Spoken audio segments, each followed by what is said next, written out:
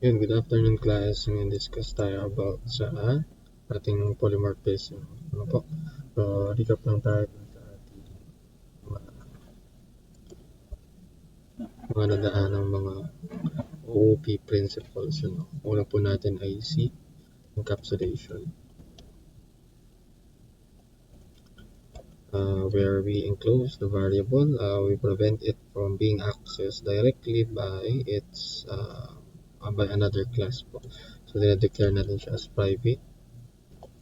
Para po ma-access yung something na private, need po natin ang dalawang methods, which is yung getter, yung set po na yan,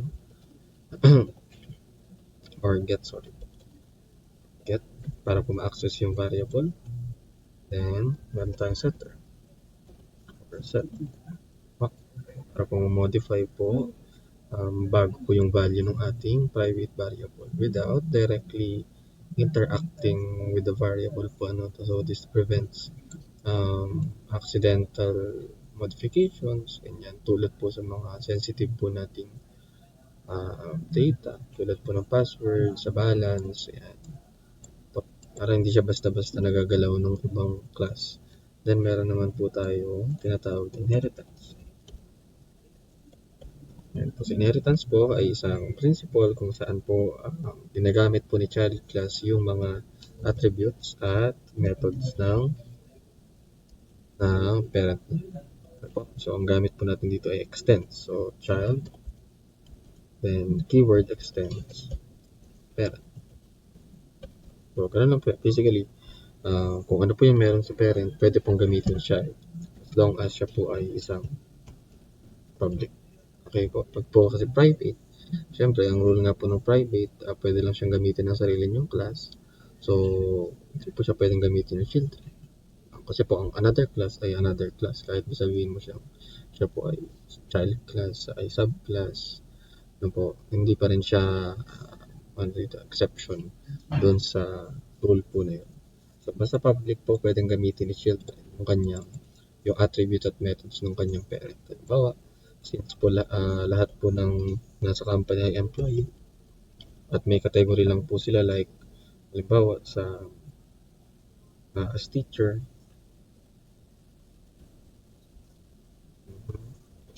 merong non-teaching,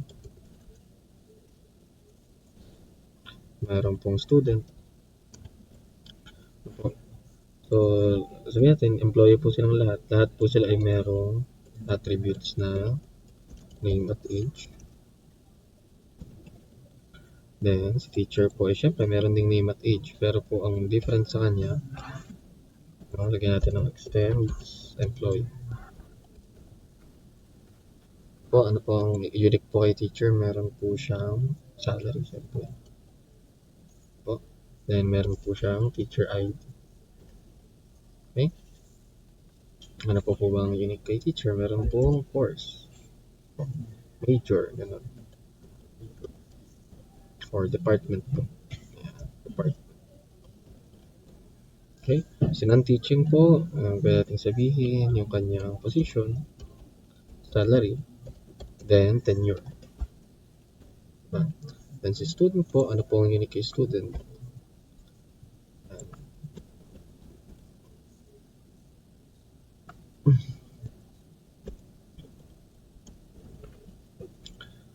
Student extends employee. Copy ko na lang to. So, si student naman, anong unique po sa kanya? Bakit po siya unique? Meron po siyang stud ID. Meron po siyang year. At meron po siyang course. So, lahat po yan ay mga specific sa kanila. Pero since po lahat sila ay may name at may age, ito po, address din.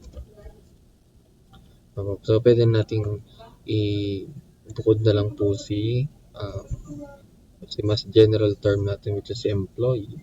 And then, mag-employ na lang tayo ng mga subclasses na nag-extend po sa kanya para hindi natin kailangang i-declare pa yung name, age, address sa bawat isang class po dito. So, instead na ilagay ko yung name, age, address, salary, teacher ID, department, name, age, address, position, salary, tenure, ang haba po nun, and then ba-violate po yung good coding sa OOP po natin. Kasi po meron tayong parang rule po na DRY. DRY. Dito ko nilalagay. Kasi po kasi ng DRY ay don't repeat yourself. Hindi po ini-encourage sa pagko-code na inuulit po lahat ng mga attributes, ng mga methods. Ayan. Yan po. Hanggat kayang isa-isa lang. Ayun. So, kaya tayo gumagamit ng encapsulation, ng inheritance. Ayan. Dahil po dyan sa DRY po natin. Para po hindi na uulit and then hindi po tayo na-confuse. Diba? Halimbawa, kailangan malaman na yung ano pa ba? That malaman ni zodiac sign lahat ng lahat ng employee. So, ilalagay mo pa silang isa-isa dito. Pwede ka naman pong gumawa na lang ng general na class. And then, tsaka mo na lang dito abaguhin, di ba? Extend mo na lang silang lahat dito. So, yun po yung kagandahan ng inheritance na nagawa naman na po natin sa mga activities natin. So, ngayon po sa lesson ay polymorphism. Okay? So, sa polymorphism naman po ay merong dalawang types, static and dynamic. So, ano po ang polymorphism? So, it came from the word poly, means many, then morph, then form. It enables the method have multiple variations or forms. Pag sabihin, isang method pwedeng magkaroon ng different forms. Isipin na lang natin. Punta tayo dito sa ating PowerPoint. Meron po tayong PowerPoint para dyan. Saan ko lang.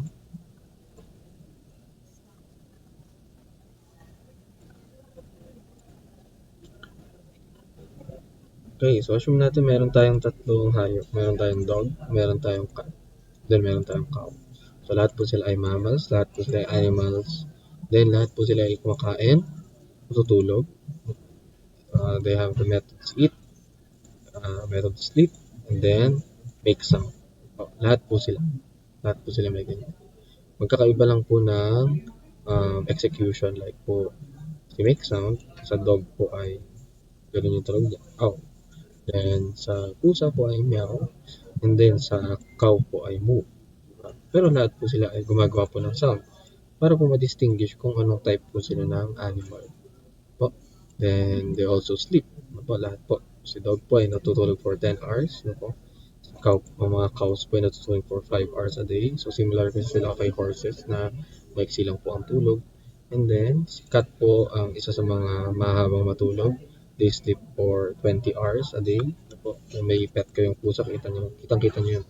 Halos araw, buong maghapon, tulog po sila. Kasi po ang cat po ang isa sa pinakamahabang matulog na mammal. Okay? Lahat po sila ay may ganitong methods, pero iba-iba po ng implementation that defines their uniqueness. Okay? Pero still, lahat sila ay may ganito. So instead po na meron tayong class dog, class cat, at class cow na may kanya-kanyang eat, may kanya-kanyang sleep, may kanya-kanyang make sound na declaration. Avoid na naman po natin yung tinatawag po natin DRY or don't repeat yourself. So, kaysa po i-declare, gagamit po tayo ng tinatawag natin polymorphism. Okay? So, tingnan lang natin yung definition. So, polymorphism is an OOP concept that allows performing of a single action in many different ways. Ganun lang po. Hindi naman po masyadong complicated yung term. Ganun lang po talaga yung ginagawa. Okay? So, tingnan natin. Meron po kasing dalawang types ng polymorphism. Unang type po ng polymorphism ay yung static, where flow of control is decided during compile time. Okay. So, na-achieve daw po siya through method overloading. So, pag sinabi nating static polymorphism, equivalent po nun ay method overloading. So, ano nga po ba yung method overloading? Pakita po natin dito sa magka-code na po. Okay? So, sa class 2 muna tayo. Dito muna tayo gumalaw. May sample na tayong code. So, gawa po tayo ng void add. Based po sa kanyang keyword na add, ay sa kanyang identifier na add. Ibig sabihin, magdadagdag po tayo ng dalawang numbers. So, return a plus b. A plus. So, kailangan niya ng a at b. So, manghingi po tayo ng int a, then int. Okay? So, kailangan po ni void add, or sorry, int add na lang. Int add ay dalawang parameters, int a and then int. So, pag tinawag natin siya, declare tayo ng object. Yung class 2. Then, tawagin po natin si c.add. c.add. So, ayun, magbibigay po tayo ng dalawang values which is para po kay int bay at saka po para kay int b. So, lagay po tayo 5 and then 20. So, ito pong si c.add, aakyat po siya dito kay class 2. So, kukunin po yung value ni a, magiging 5, yung b magiging 20. Then, return po natin si a plus b. So, magiging output po nito ay 20. So, i-run din po natin. So, 25. Sorry. Okay. So, paano naman po kung gusto kong mag-add ng tatlong numbers? So, hindi na po pwede kasi po, ang requirement lang naman po ng int add natin na method ay dalawang number lang. So, ibig sabihin po ba, gagawa pa tayo ng int add 3 na. Tayo ng ganyan. Tsaka manghihingi po ng tatlong parameters a, b, tsaka c. Then, re-return pa natin yung a plus b plus c. Ayan. So, nag-declare po tayo ng dalawang magkaibang methods na basically same lang naman po ng ginagawa. Nadagdagan lang po ito ng parameter. Pero same lang naman po silang add. Yung nagdagkaroon po ng add 3 num. Ganun po. Hindi po pwedeng same na lang sila ng pangalan. Tapos iba na lang yung parameter para pag nagbigay ako ng dalawa, tanggapin. Pag nagbigay ako ng tatlo, tanggapin. Nang hindi ko na binabago yung ating method name. Ganun po. So, pwede po yun. Yun po yung tinatawag nating overloading. So, declare ulit natin int add. Kung makikita nyo, same po sila nung naunang method. Ang difference lang nila mangyayari ay mas madami pong parameter yung ating second method. And so, int a, int b, int c, then return a, b, plus c. Yan po. Tingnan nyo, nawala na po yung error nito. Okay? So, ngayon, c.add pa rin siya. Pero this time, tatlo na po yung value. Okay? So, 5, 20, and then 25 na. Kung 5 at 20 lang, may sasalo pa din.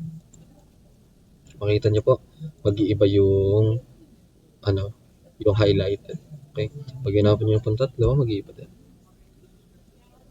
Mag-iiba po yung highlighted na part. Ngayon, doon naman sa tatlo siya mag-fit. Okay, run po natin. 5 plus 20 plus 25 ay 50. Ayan. So, para po masalo niya yung magkakaibang conditions po. Pero same ng method. Pwede rin naman ganito.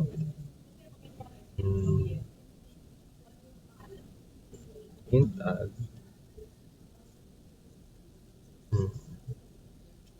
Medyo baguhin natin. Kaya natin itong void lang. Natin void add.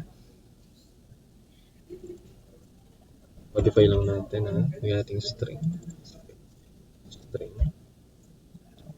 and string. Bigyan ko lang ito ng parenthesis. Binabago po natin yung forms nila, no?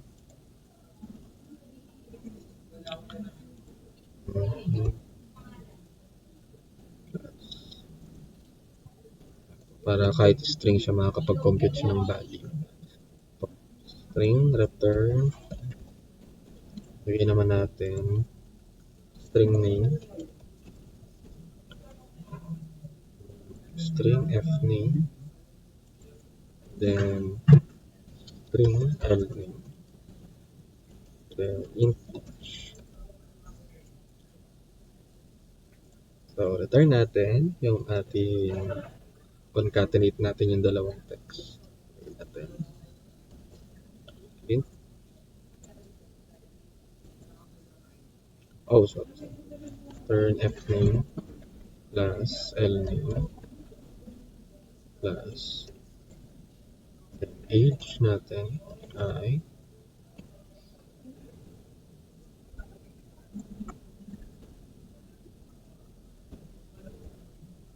age plus age. Ayan. So ngayon ba nagkaroon tayo ng iba na namang form ng ating method add po. So pag dalawa nilagay natin, mag-a-add po siya ng dalawang number. Pagka tatlong number, mag-a-add po siya ng tatlong number. Pag naman po nag-provide tayo ngayon ng string,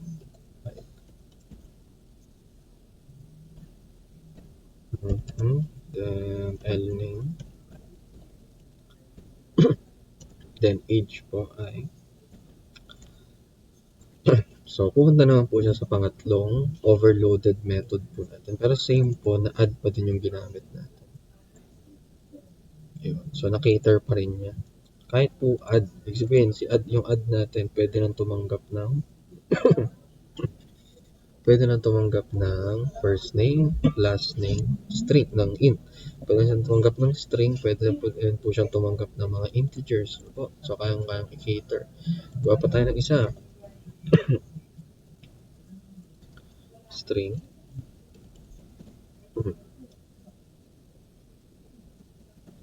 Add ulit. O, hindi lang po niya kailangan maging string talaga. String lang po yung ginamit natin for this example. Pero pwede po siya maging void, pwede po siya maging int, wala naman pong problem. Okay, so ngayon naman po add natin int num1, int num2, plus string op. Po, so magde-declare tayo ng operator. Okay, so ganito po, gawa tayo ng if op dot equals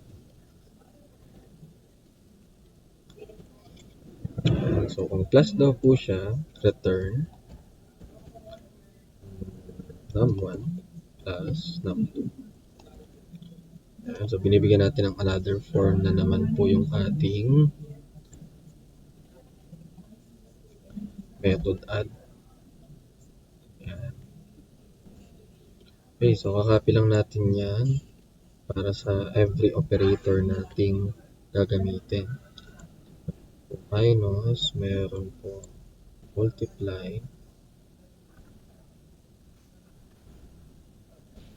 then meron po so exclude na siguro natin yung addition since po naka-declare na siya automatically. Multiply and then divide. Okay, return num1 plus minus num2 na to. Num1 multiplied by num2, then num1 divided by num2. Ito may problem lang dito, lalagyan lang natin siya ng parenthesis. Okay, so else po, yan, else na tayo return. Pwede na pong ganyan na lang siguro.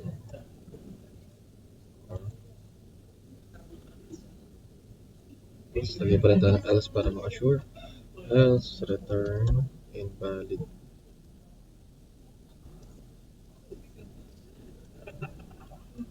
Okay.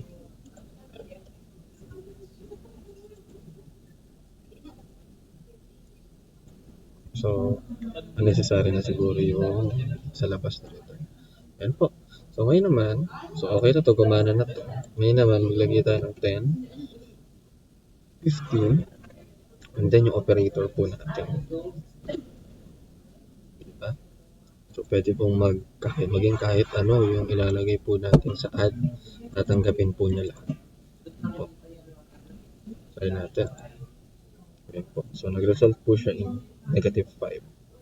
Okay, so apakadami na pong forms nung naging add method natin. Pero, ang tinatawag lang po natin sa ating main method po ay add lang. Pero dahil super dami niya pong forms, ang dami po niyang kayang i-handle. Kaya po i-cater. So ito po, pwede natin tong palitan ng halimbawa or meron tayong press 1 para mag-add ng 2 numbers, press 2 para mag-add ng 3 numbers, press 3 para mag-add ng full name, last name, press 4 for add na same pong um, string add lang po yung ginagamit natin. Overloaded lang po siya. Okay? So, sa mga example po siguro natin na gets nyo na po kung ano po yung sabihin ng method overloading. Ano po? Ang pinaka ibig sabihin niyan, same name, ano po, same data type or return type. Then, nagkakaiba lang po sila sa kanilang parameter. Okay? So, ito po ay tatlo yung parameter. Ito po ay dalawa. Ito naman po ay tatlo. Similar dito pero string to at int. While ito po ay int, tsaka int. Ito naman po ay tatlo din. Pero ang difference niya siya ay int string. Samantalang ito po ay string, and int po. So, iba-iba po yung mga nagiging result based po sa kung ano yung provide nating values. Po. So, ang tawag po dito sa mga ganitong set. No po. So, ito po kasi ay parameter. Ito po ay parameter. Pero po yung set of parameters po, signature po ang tawag dyan. Signature. Okay? So, ito. So, ang signature nito, halimbawa po ay string, tas int. Then, ito naman po ay int, then string. Okay, po sila ng signature. Dahil magkaiba yung hinihingi nito, sa hinihingi po nito. Okay? Yan po, signature po ang tawag. So, basta dapat same identifier or name, same return type, and then different lang po ng signatures. Yan, yun lang po ang condition natin sa overloading. Okay? So, meron po tayong rules in overloading the methods. So, sabi ko rin po kanina, the methods must differ in the number of parameters or their types. So, dito rin po yung example. Yan, sisend ko na lang po sa inyo. The next, changing only the return type is not valid for overloading. Sabi nga po kanina, ang rules po sa overloading, same name, same return type, then different parameters. Pero pag binago mo yung return type, hindi na po siya ituturing na overloading. Mamumula na po siya. Okay? Yan natin to. Yan. Pahinga natin. So, parang umokay pa din naman siya.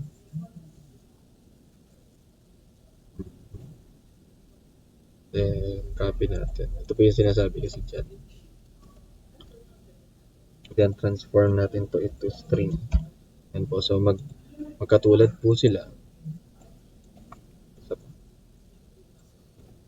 Yan. So, magkatulad po sila ng signature. Yan po nakita nyo. Magkatulad sila ng signature. Ito rin po. Ganun yung signature. Add. Parehas po sila ng return. While ito po ay different lang dahil wala po siya ganitong character. So, ang sinasabi dito is already defined in sample poly class 2. Sabihin, hindi po matuturing na overloading kung ang naging magkaiba lang ay yung ating return type.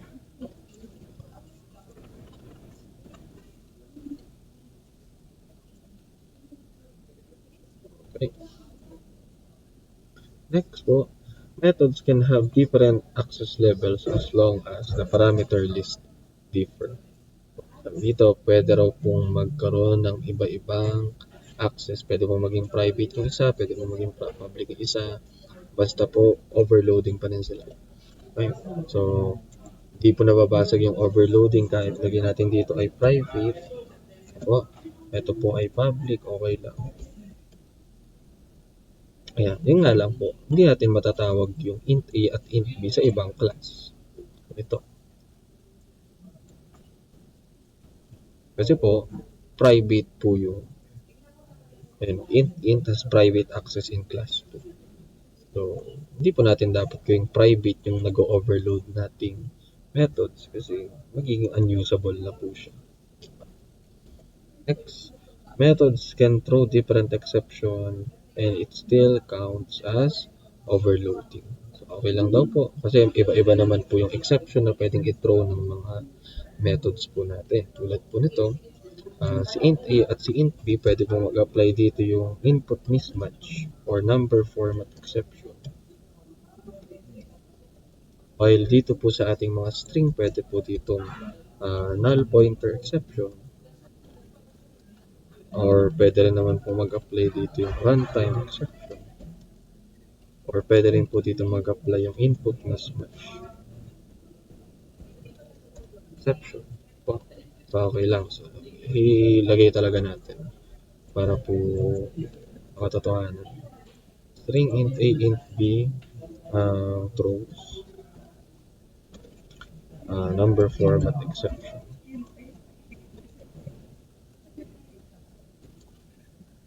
Sabihin lang po ng throws, nare-require po tayong mag-declare ng try catch po. Ayan, try natin po, gamitin tong si add int A int ng may throws number format exception.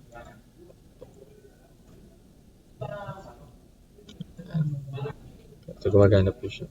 Gawin po natin 15.0. Ayun, nag-error na. Then, run pa rin natin. Sabihin po dyan ay runtime exception. Okay, so try natin i-throw yung runtime exception.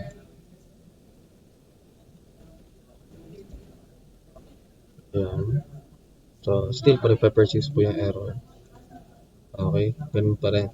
Kasi po, ibig sabihin lang niya, tinothrow po natin yung runtime exception. Nai-require lang po natin silang maglagay. Try.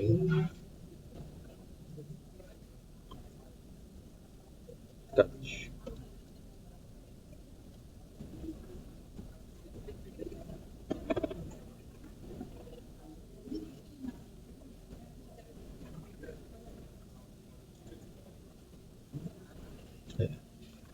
And return invalid.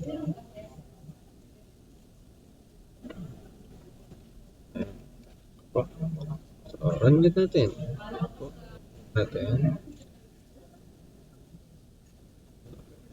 Ayaw pa rin pala.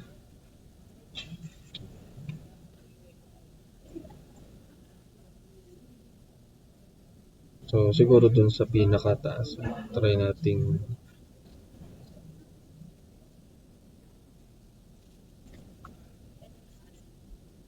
ayaw pong mag-proceed dyan. Dito natin ipag-error.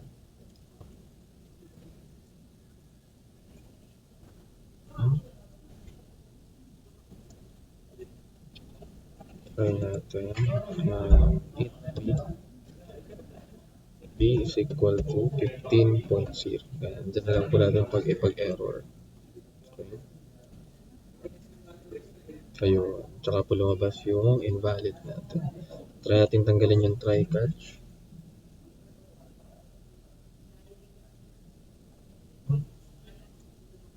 Ayun. Kailangan po talaga natin ng try catch. Ayan. So, okay lang yun. And then dito po sa ating string name int age, pwede rin po tayo mag-declare dito ng different po na exception like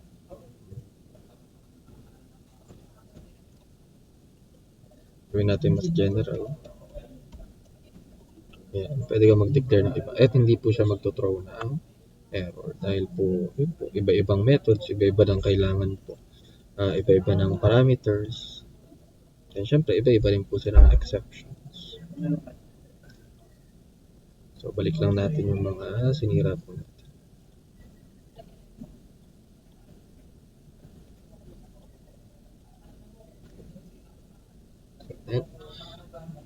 Mhm. Then, last po, overloaded methods don't need to be in the same class. So, pwede rin po sila sa mga subclasses. So, pinakita po kasi natin dito, nasa isang class lang po sila, which is si class 2. Okay? Ito si class 2. So, pwede rin pong mag-declare po ng overloading dito po kay class 1. So, kunin natin yung ibang methods dito. Close natin. Close natin. Then, class 2 extends class 1.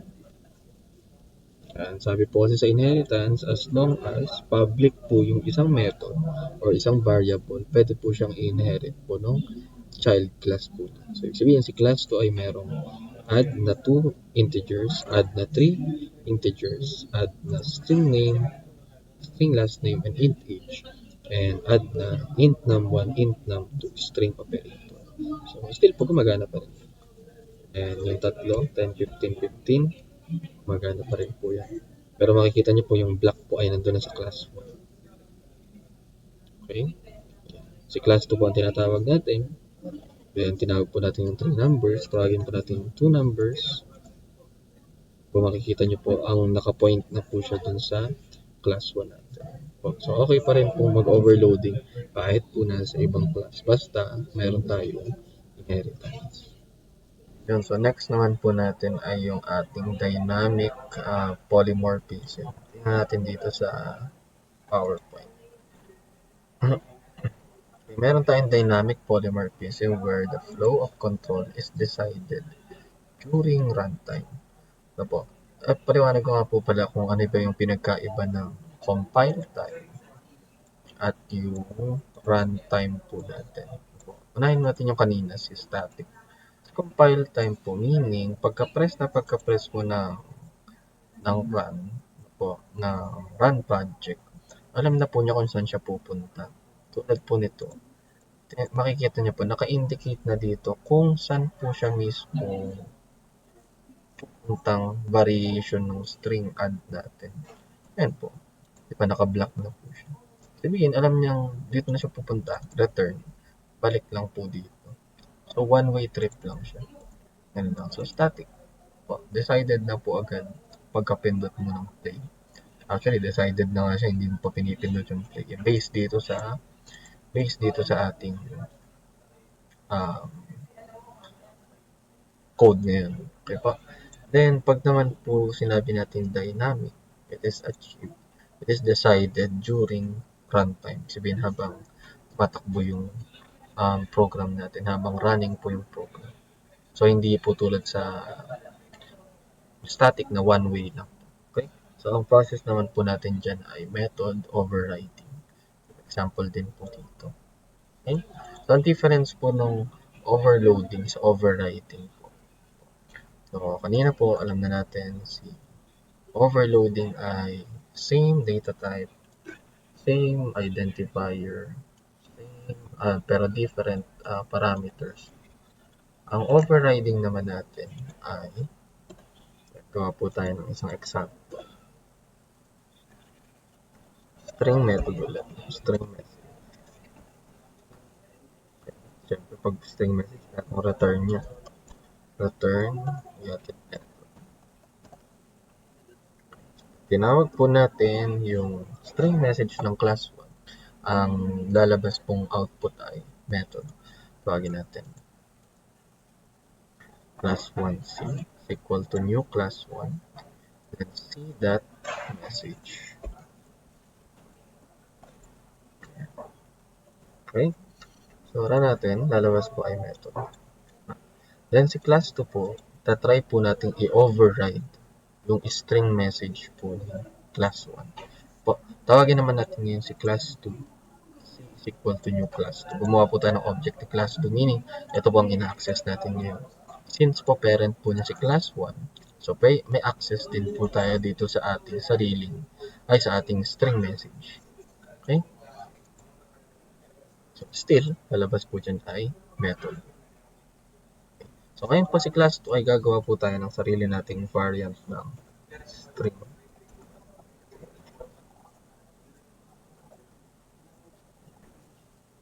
Then, return. overriding.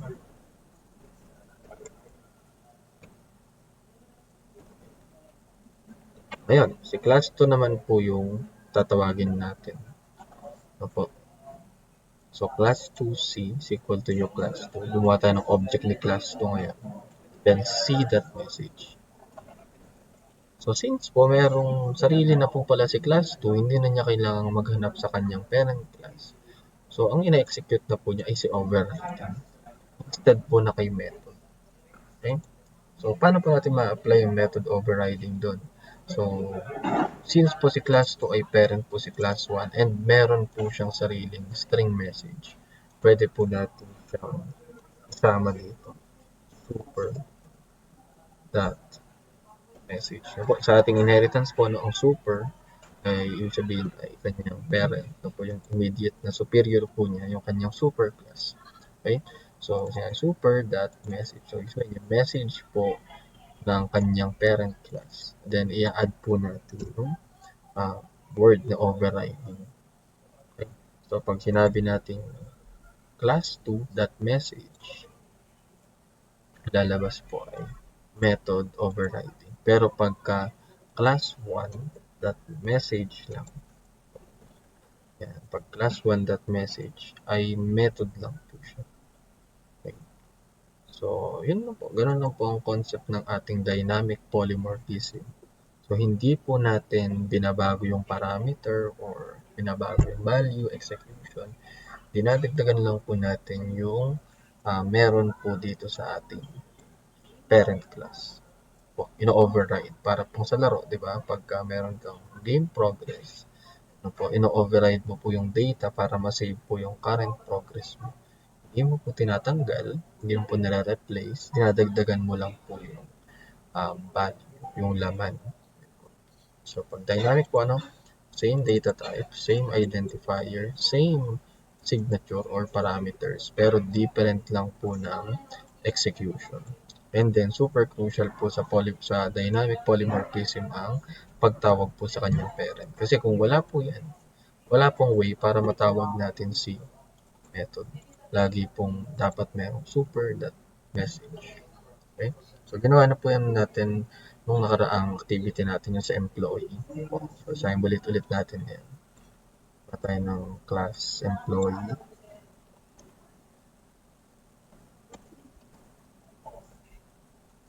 Then, gawa po tayo ng class part-time. Ito lang natin as PT.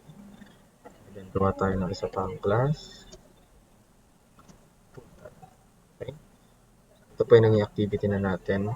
So, sa employee po ay merong private string at post. Yun na lang po. Stick na lang tayo dyan. Then, meron tayong constructor na employee.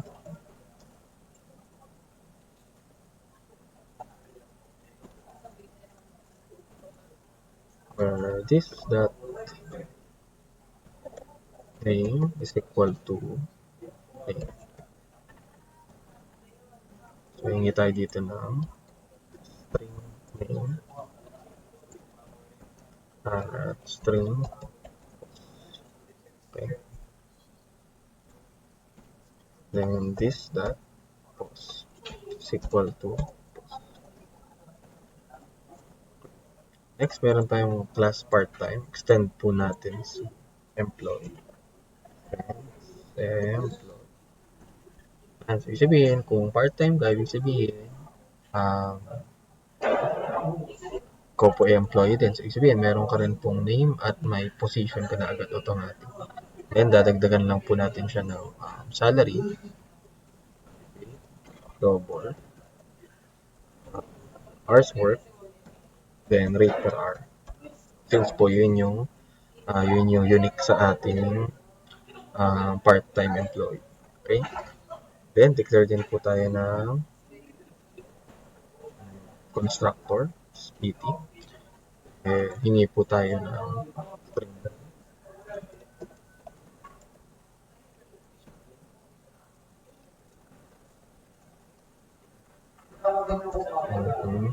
String post. And hours. then double rate per hour.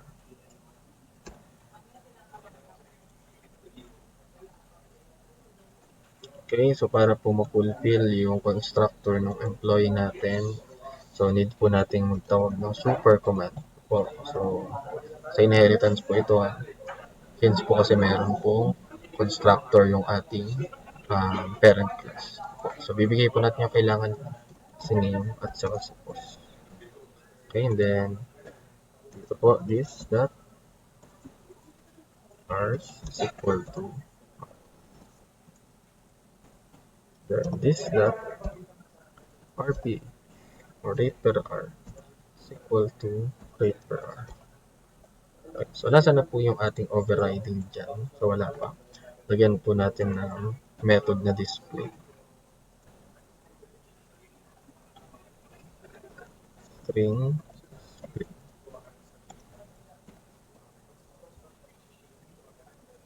return natin sa employee yung meron lang siya, si name tsaka si position. Okay? Name.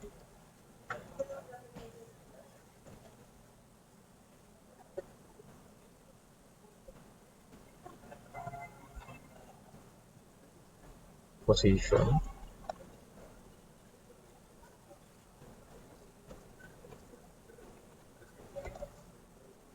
Okay. So since po kasi ito lang pwede natin i-return kasi yun lang naman meron si employee. Okay.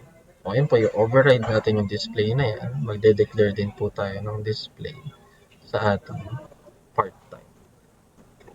Okay. So syempre hindi na kasama yung name at position kasi i-override na natin yung display ng ating parent.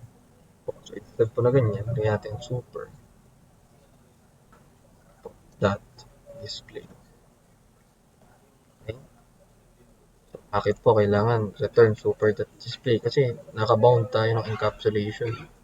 Hindi po natin pwedeng i-access basta-basta yung ating mga variables. So, ang pagkukunan lang talaga natin ay si display. Super dot display, then plus natin yung unique kay part-time, hours work. Check po natin ang new line, plus hours, plus 8 per hour, plus RPH. Ayun po, na-override natin. So, nakuha natin yung name tsaka position. Then, sinama natin si hours work tsaka si rate per hour. So, dito po sa ating main method, tawagin po natin si part-time.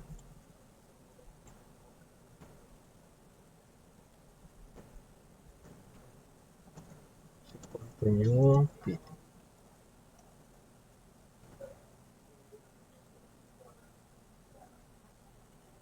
And then, po-provide natin yung kanyang mga requirement, mga arguments po. Name, position, double hours, rate per hour.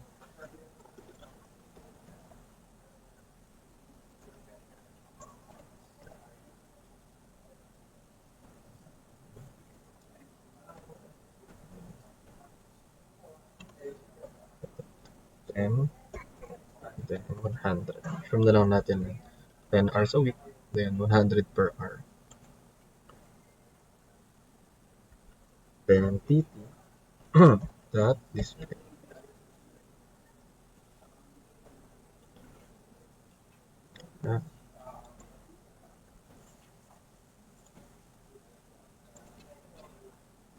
Oh, sorry.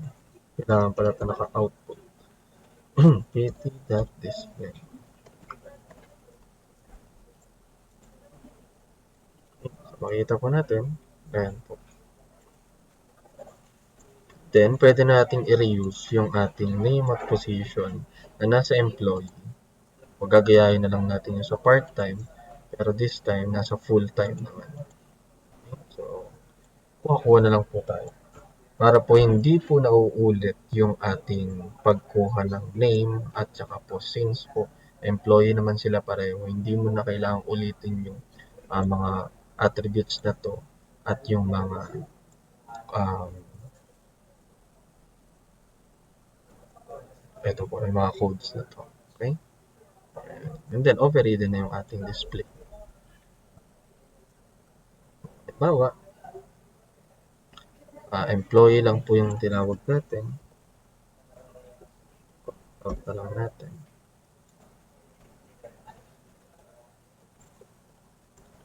Employee is equal to employee. And provide natin yung name at position.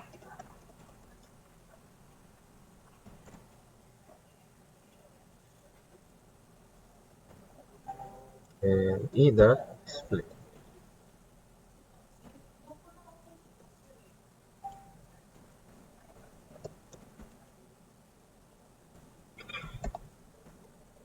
Pag employee lang po ang tinawag natin, ang lalabas lang po ay yung name tsaka position.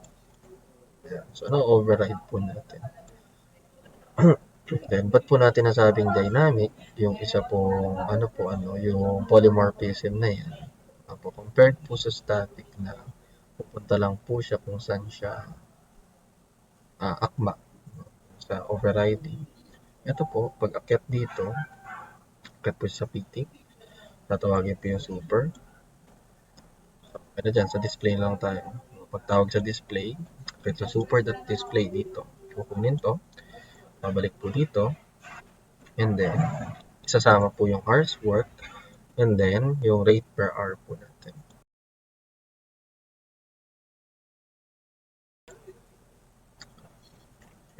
So, yun po yung ating difference between the static and dynamic polymorphism. Again po sa dynamic na po, same um, return type, same identifier, same parameters dapat. Bawal po itong meron. While yung isa po ay wala. Hindi na po siya magiging variety. Makikita niyo po, method display int a is not used kasi rekta na po yan dun sa, ito nyo po rekta na po yan dun sa employee. Hindi na po gagana yung overriding. Natanggalin po natin yung int a. Yun po, gumana po yung overriding. At po, kaya po dapat, same po sila ng parameters. Pero different lang po sila ng laman. No? Si children po, ino-override po yung laman ng kanyang parent. So, meron din po siyempre rules sa overriding. The method in the child class must have the same signature. Sabi nga po kanina, dapat same na wala. Kung wala pong parameter yung parent, wala din dapat parameter yung child. Next po, the method in the child class must be at least as accessible. At po mas accessible po yung ating parent class kaysa po sa child class. Ay, sorry po, baliktad. Yung that po mas accessible yung child class kaysa po sa kanyang parent class. Po, pakita po natin. So, gagawin ko po itong private. Then, mag-error na po agad. Sabi po dito, cannot override display in employee. Ko po itong public. Pwede po kasi by default nga po public naman talaga. Gawin ko po itong public. Pwede rin po. Then, gawin ko po itong private. Pwede po, hindi nag-error. Ang problema lang, hindi mo na matatawag si display. Ang di lang po pwede ay yung mas masikip po, mas mahigpit po yung child type po ganito. And then protected. Sabihin po dyan, cannot override. Okay. Next. The method in the child class may not throw a check exception that is new or broader than the class of any exception thrown in the parent class method. Dapat po, sabi dito, dapat po mas broad daw po yung exception nitong parent class. Like po itong si display, exception. po. Exception po kasi ang pinaka-broad po. Exception. Since po lahat po ng type ng exception, pwede po niyang i-handle. Then, sa display po, ayan, makikita nyo na. And then, display per format.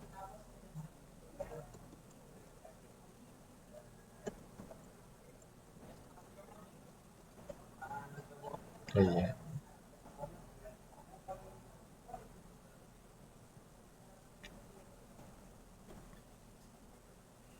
Gawin po natin ang try. Kailangan po kasi nito.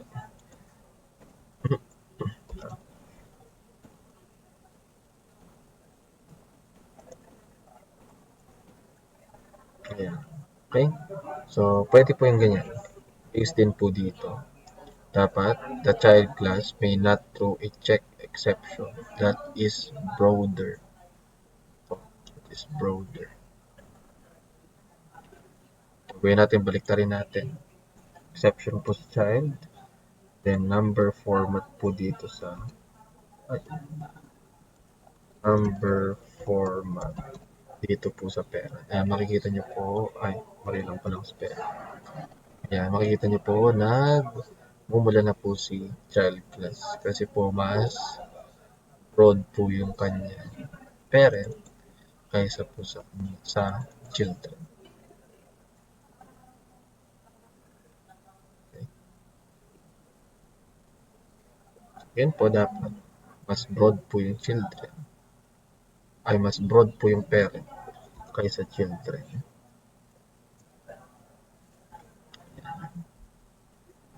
Kaya nyo po ulit.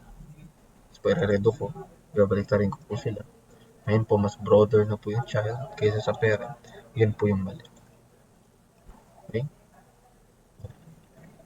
Sarin ko po ulit. Mas broad na po yung parent kaysa sa children. Yan po yung gumagana. Next. Ayan. Okay na po. So, okay na po tayo sa ating polymorphism sa method overriding and method overloading. Thank you po.